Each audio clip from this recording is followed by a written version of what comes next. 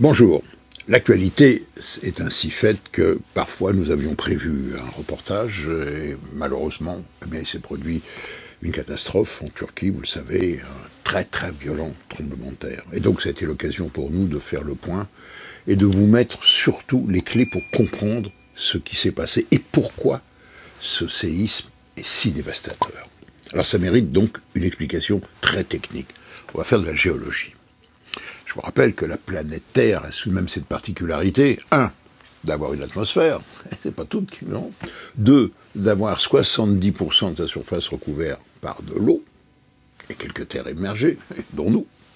Et 3, d'avoir à sa surface, je voudrais dire, vous voyez, ceci, l'équivalent d'une crème brûlée, c'est-à-dire un pulse avec des plaques entrecoupées par des failles. Jetons donc un coup d'œil à cette mosaïque. 7 grandes plaques. Cette grande plaque, par exemple, il y avait la plaque de l'océan Pacifique, la plaque nord-américaine, la plaque sud-américaine, la plaque qui porte l'Afrique, la plaque africaine, la plaque eurasienne énorme qui fait l'Europe et l'Asie. Il y a la plaque australienne et il y a, en n'oublions pas, la 7e, la plaque antarctique. Et donc ces plaques jouent, vous le savez, les unes par rapport aux autres. Tantôt, elles s'écartent, tantôt, elles se chevauchent. Et ça donne naissance à de violents tremblements de terre, parce que ça se fait par à coup, ou même à du volcanisme. Mais dans cet affrontement, les grandes plaques se trouvent parfois fracturées, morcelées, et donnent naissance, c'est qui complique les choses, à des petites sous-plaques. Juste, allez, quelques exemples. Par exemple, vous avez la plaque des Caraïbes, vous avez la plaque de Nazca au large du Chili, vous avez, par exemple, la plaque arabique. Ça nous intéresse. La plaque arabique qui porte l'Arabie saoudite. Alors, regardez bien ce qui se passe. Vous avez donc au sud la plaque africaine qui remonte vers le nord à raison de 2 cm par an. Et elle vient rencontrer la plaque eurasienne, et entre les deux, évidemment, il y a la Méditerranée, et il y a la sous-plaque anatolienne, autrement dit, qui porte la Turquie. Qu'est-ce qui se passe? Sous la poussée de l'Afrique, la plaque arabique remonte et va comprimer la plaque anatolienne, qui est prise en quelque sorte en étau, et va la propulser vers l'ouest, autrement dit, toute la Turquie avance vers l'ouest à raison de 2 cm à 2 cm par an. Et elle vient heurter la plaque africaine, ici, par une subduction, c'est-à-dire que la plaque anatolienne va passer sous la plaque africaine, ce qui donne des failles et des violents tremblements de terre.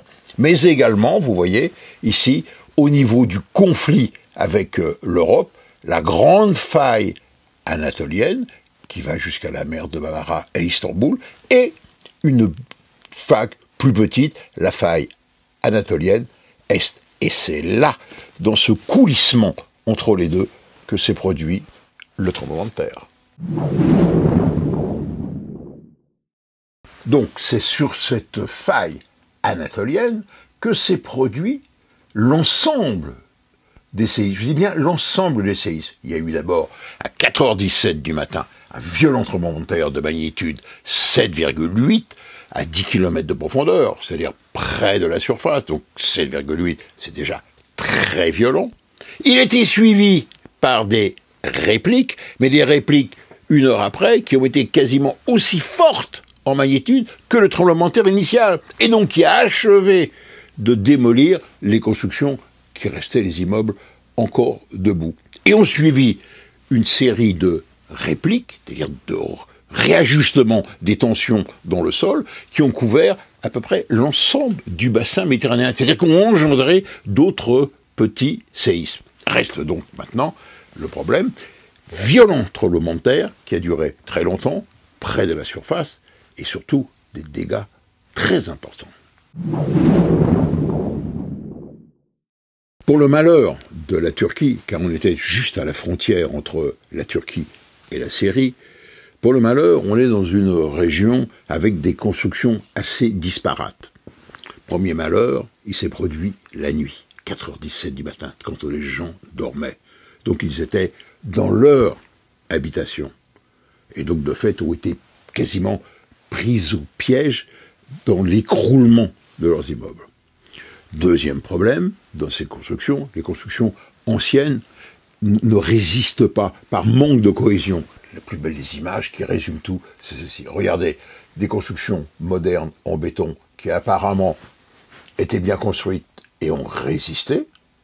Et là, regardez ce chaos de béton, de gravats, de pierre. Il ne reste plus rien.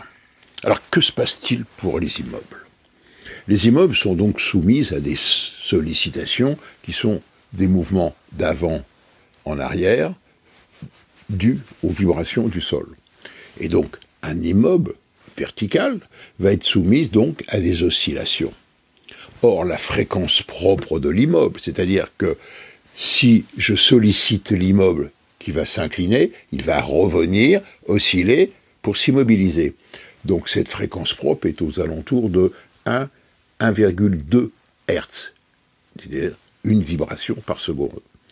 Et si par manque de chance, la période propre de l'immeuble correspond quasiment à la période propre de la fréquence des vibrations, il y a un phénomène d'amplification et l'immeuble s'écroule. Et voilà pourquoi les normes en Turquie sont que les immeubles, et on le voit ici, ne doivent pas dépasser 5 étages. Vous voyez, celui-ci, rez-de-chaussée, 1, 2, 3, 4 étages. C'est bien, ils sont restés debout.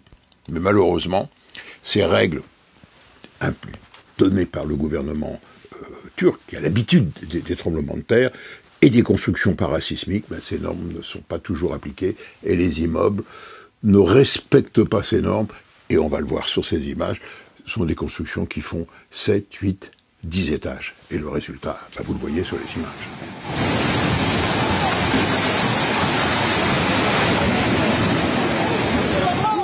Mais il y a un autre phénomène aussi dû à la construction.